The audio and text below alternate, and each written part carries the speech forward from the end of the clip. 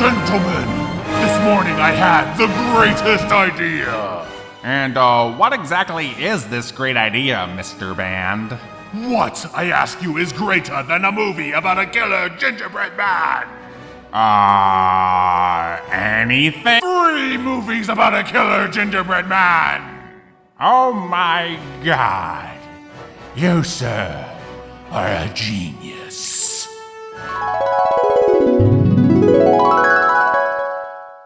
Yeah, that's probably how it happened. Greetings, gorehounds, and welcome back to Blood Splattered Cinema! Indeed, as my opening bit implied, The Gingerdead Man was actually the first of 3 films in a full-on trilogy. The first being The Gingerdead Man proper, starring Gary Busey, the second being The Gingerdead Man 2, The Passion of the Crust, and the third being The Gingerdead Man 3, Saturday Night Cleaver. Holy crap, the delicious puns! And no, sadly, Mr. Busey does not return in either sequel, but I am happy to report that the replacement actor does have a damn good time in the role.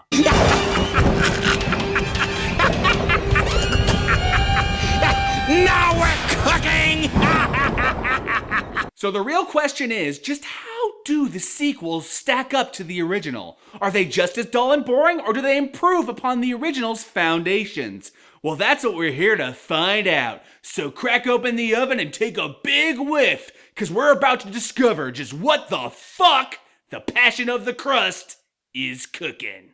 Before we enter the main story, the filmmakers were kind enough to provide an adorable recap of the first film. This is actually a good thing because now everyone can skip the first film altogether. Hooray! But there is one thing I want to note. The story ended happily, just like it should, as the homicidal cookie was banished for good. Happily? Really? Her best friend and most productive coworker was burned alive so that she may live. If that's a happy ending, then a Serbian film has the happiest ending ever put to film.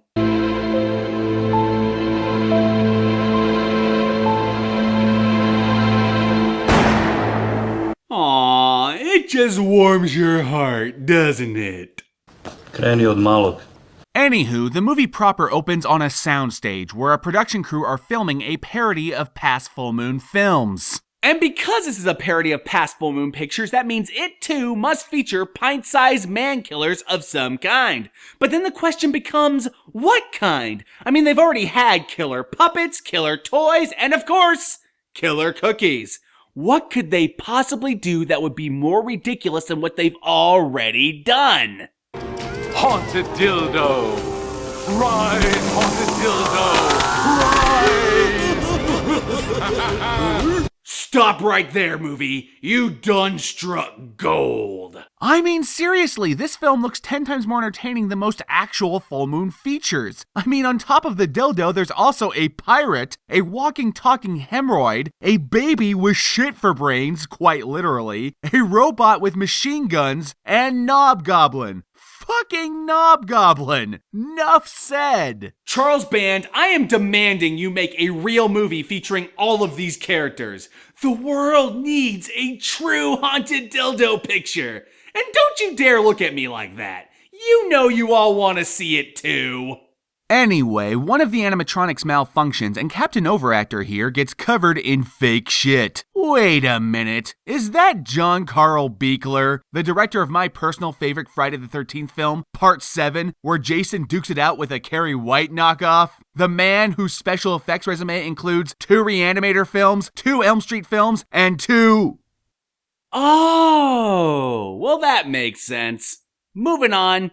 Our ever-smiling protagonist is Kelvin Cheatham, a film producer who's inherited his father's production company and is currently running it into the ground. But hey, at least he knows how to charm them ladies. You know what? You look beautiful. Really? Uh-huh. This is something I actually like about this movie, how it doesn't take itself too seriously and makes no qualms with taking pot shots at its parent company. It's a level of self-awareness the first one was missing but desperately needed. Tiny Terrors 9? Purgatory of the Petite? I defy you to forget a title like that. I'd like to forget I ever met you. While chaos erupts on the soundstage, the poor man's Jennifer Tilly walks in and sets a box on the catering table. Well, gee, I wonder what's in the box. Are you joking? These things are stale. He didn't know. The next character we're introduced to is Tommy, a terminally ill man-child whose dying wish is to see Cheatham Studios in person. And if any part of that made you cringe, do not worry. This movie handles the subject with the utmost respect. He changed my life. Or what's left of it, anyway. Unfortunately, Tommy's tour of the studio is interrupted when Marty, a fellow producer, pulls Kelvin away to discuss financial woes, the unfortunate leak of a script, and a certain online horror reviewer named Demon Warrior 13. There's this guy, this movie reviewer, horror reviewer, calls himself Demon Warrior 13, all right? He started a letter-writing campaign to boycott our movies and all the outlets that sell them unless we shut down production. Wait a minute. I know who Demon Warrior 13 is. Fuck you. Fuck you. Fuck you. Fuck you. Fuck you. Fuck you. That cheeky bastard. Kelvin shows Tommy where they house the actors, and it's here we meet the best character in the whole flick. So, you sneaky little son of a bitch! This is Sir Ian, the star of the haunted dildo picture we witnessed earlier, and he's ridiculously badass. Meanwhile, the Gingerdead Man scrambles around the set, and of course, no one notices him. Peripheral vision? What's that? And it's here we learn the Killer Cookie's glorious plan, to find a new host in which to put his soul. How wonderfully child's play of you, movie. Oh, and how he plans to achieve this? With the power of prop spellbooks. Normally I'd insert some sort of snarky jab at the film, but this flick's got me covered. Spellbooks, how wonderfully contrived. Following that, we cut to, oh, hello. What have we here? I'm sorry, Ensign Del Rio, but the only way to get this gestating creature out of your body is with deliberate and vigorous paddling. Re-initiate ass paddle sequence. Thank you, sister. Movie, with that one scene, you just ran 1,000 laps around the first film. Bravo. Bra-fucking-vo. Oh hey, it's David Dakota, director of Creepazoids and Frankenstein Reborn. What's he doing? Oh, that also makes sense. Oh shit, Greg Nicotero's in this too? Just how many cameos are in this flick anyhow? Run, run, run as fast as you can. I'm bad, I mean, I devised a plan. I'm sick, I'm whack, I'm a maniac. I'm touched, I slapped, I'll bust a cab. So run, run, run as fast as you can. So run. Fear not, gorehounds. Blood Splattered Cinema will be right back after these messages. Now that we got that out of the way, let's get back to the movie. So while Tommy's handler and Kelvin make lovey-dovey eyes, the Gingerdead Man stalks the film's token gay hairdresser. That's not stereotypical at all. I should never have thrown away my passion for jazz dance. Alright, movie, you took your time getting here, and I forgive you for it because you have been entertaining. But now it's time for your first on-screen kill. Let's see something we haven't seen before. Show us how big your balls are. Try and be nice. Oh, this isn't going where I think it is it? And all they do is turn right around and fuck you. Right in the... You know what? On second thought, we don't need this kill. No, we can move on. Really. Please? Ask, and ye shall receive. Oh, man. Oh, dear. Oh, my. Okay, I am not entirely positive, but I'm pretty sure the sheer shamelessness of that last scene just shattered the walls between our dimensions and invaded other people's shows. That was kind of cool, actually. After that, everyone's favorite homicidal baked good ventures into the prop shop, where he, well, let's just say he out-Buseys Busey. Hey, baby, in town long? Oh, yeah, making my loaf rise. Damn, girl, you got a mug on you that only a mother could love. Oh, arch your back, hold still. I don't know about the rest of y'all, but I'm pretty turned on right now. And just when you think this scene couldn't possibly get any crazier, he stabs Hemorrhoid and then whips out the world's tiniest chainsaw. Oh, and did I mention that a puppeteer currently has his hand up Hemorrhoid's ass? I didn't? Well, he does. So, yeah. You can file that under the many things I bet you didn't expect to see today. In fact, let's make that list a tidbit thicker, shall we? Ladies and gentlemen, boys and girls of all ages, I present to you the Gingerdead Man, Jerkin the Gherkin. That's it, that's it. Oh, that's it.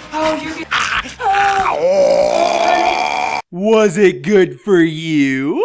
Kelvin orders the rest of the crew to evacuate, but in all the fluster, he loses track of Tommy himself. Oopsies! My favorite part about this plot point, though, we immediately cut to them running out of the prop shop screaming for Tommy, yet we never see what they did with the poor, handless puppeteer. So we're left to assume they left him bleeding to death on the prop room floor. Oopsies times 2. So Tommy's handler and Kelvin run into a disfigured crew member, and we finally get the kind of dialogue I expected from the first film. What's that I smell? It smells like cinnamon extract. Funny, all I can smell is a shit ton of cheese. Alright, so this next bit I think I need to prepare you for, because it is quite possibly the most awesome thing you will ever fucking see. Damn you, Tatum! I tell you, that cookie's a killing machine! What the hell?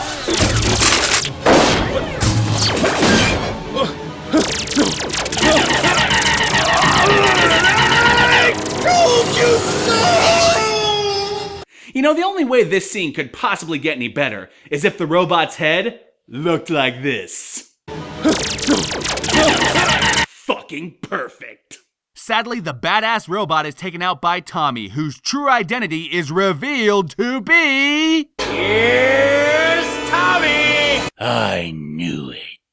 So, beneath Tommy's attempt to snatch the title of Captain Overactor from the previous guy's cold dead fingers, lays what I consider to be the heart of the film. It is, at its core, a satire of Full Moon and its relationship with its fans. Tommy, for example, is the equivalent of every Puppet Master fan who's ever felt their beloved franchise has been ran into the ground. So, essentially, he's the equivalent of me. Anyway, the finale leaps into action when Tommy/Count Jackula takes Kelvin and co. back to his lair. Seriously, tell me this does not look identical to Jack's. Or is it Jack's that looks identical to theirs? Cheeky bastard. Tommy then attempts a satanic ritual, but he's interrupted by the Gingerdead Man's knife. Night-night, Tommy. It's been good knowing ya.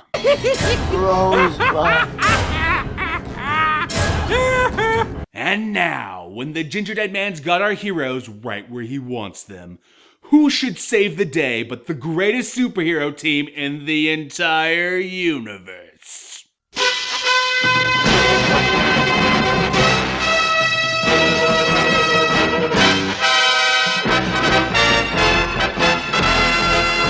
Gathered together from the cosmic reaches of the universe, here in Count Jackula's castle are the most powerful forces of awesome ever assembled. Knobgoblin, Hemorrhoid, Shit for Brains, Pirate, and of course, Haunted Dildo. They're the tiny terrors, dedicated to murder, mayhem, and crucifixion. He died for our sins. So after the most random religious allegory ever, Sir Ian busts in for one final moment of badassery. It's time to send you back to Hell's Kitchen!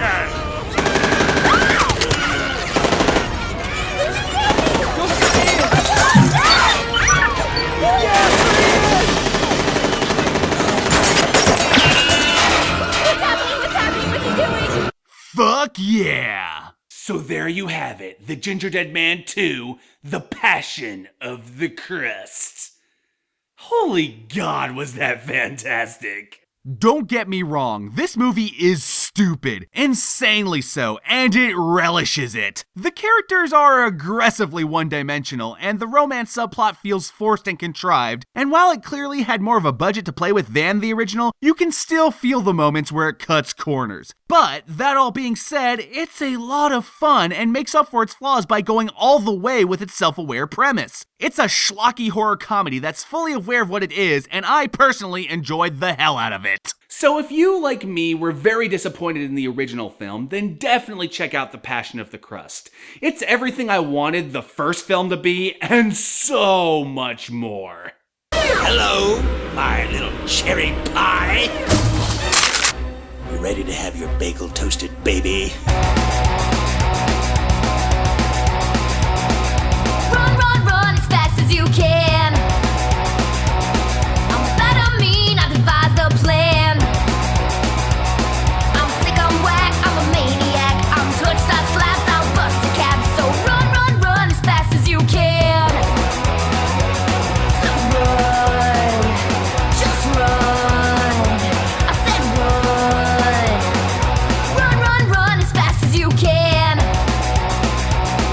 Your number's up, meet your hatchet man.